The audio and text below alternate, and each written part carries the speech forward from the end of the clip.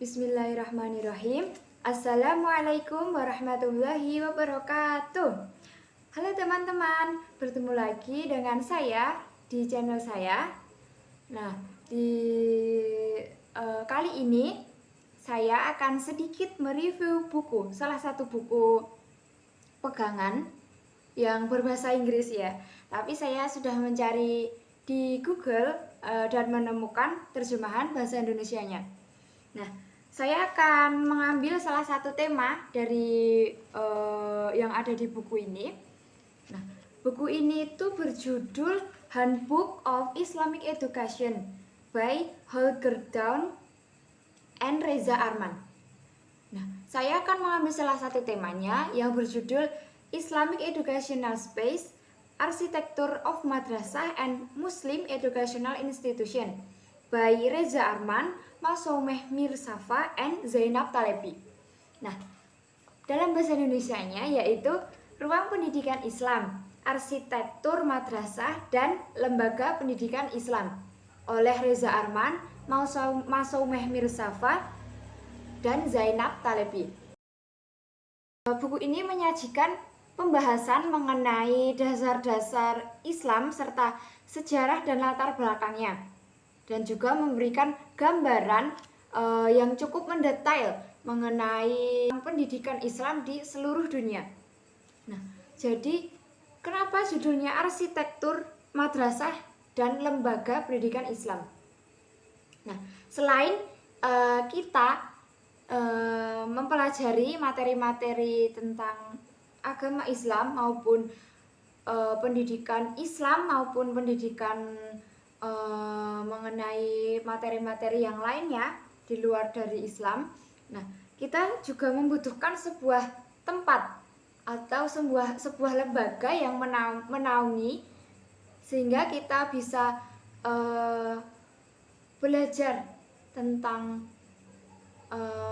materi-materi Islam maupun tentang pelajaran-pelajaran yang lainnya itu tenang. Nah, makanya kita membutuhkan sebuah lembaga atau sebuah tempat yang bisa kita jadikan sebagai tempat untuk kita belajar. Salah satu contohnya yaitu ini, sekarang kita kan kuliah ya teman-teman. Nah, salah satu contohnya itu kita kuliah. Nah, kita ke kampus. Nah, kampus itu termasuk dari lembaga pendidikan.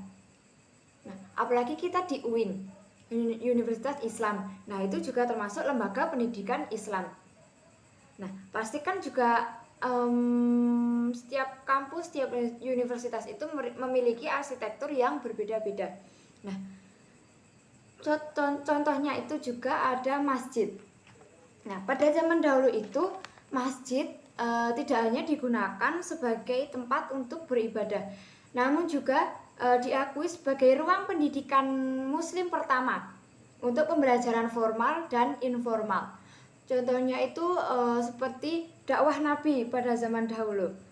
Kan malah beliau pernah dakwah di rumah-rumah sahabat.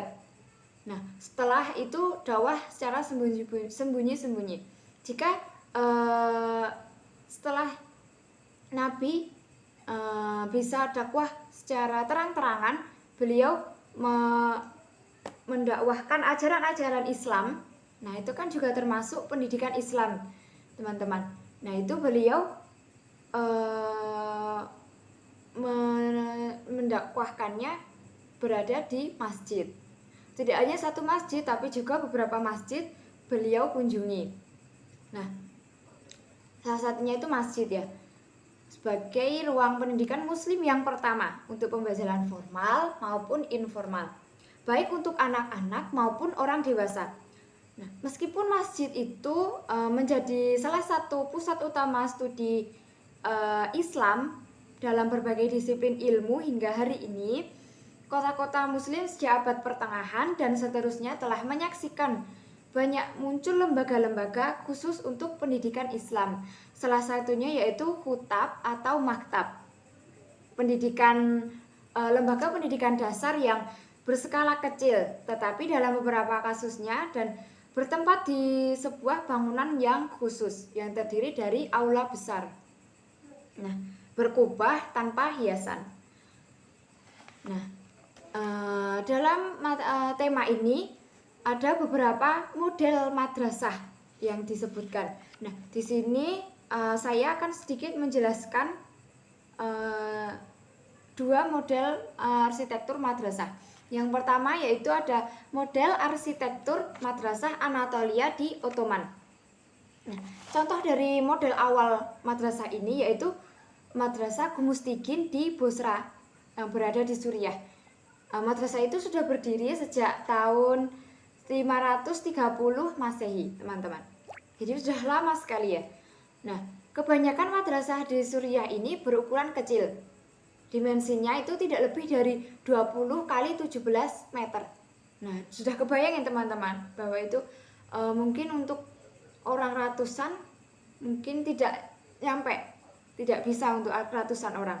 Nah, madrasah ini fungsinya itu tidak hanya untuk tempat pendidikan pada umumnya di abad pertengahan dulu, tapi juga sebagai rumah sakit maupun observatorium. Nah, madrasah ini juga sebuah yayasan pada awalnya itu, yayasan yang berdiri sendiri. Meskipun yayasan itu seringkali digunakan berupa pemakaman dan juga untuk pendidikan. Nah, yang kedua itu ada model madrasah Cairin di Mesir. Nah, model madrasah ini yang berada di Maroko ini sebagian besar itu memiliki kolam pusat yang berupa air mancur. Nah, air mancur di sini sebagai salah satu bentuk pengenalan alam ke dalam dunia arsitektur buatan manusia yang teratur bersifat Islami.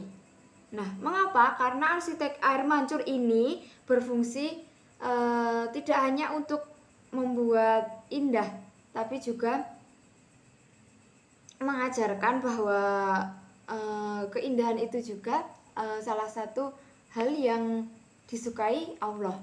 Madrasah Maghrib ini berbeda dengan madrasah-madrasah yang lainnya, tapi yang perlu digarisbawahi itu pada zaman dahulu itu banyak sekali bangunan-bangunan yang bentuknya itu seperti madrasah, seperti hanya berkubah seperti itu. Tetapi tidak semua bangunan yang bentuknya bertipe madrasah itu bisa kita artikan sebagai madrasah, benar-benar sebuah madrasah.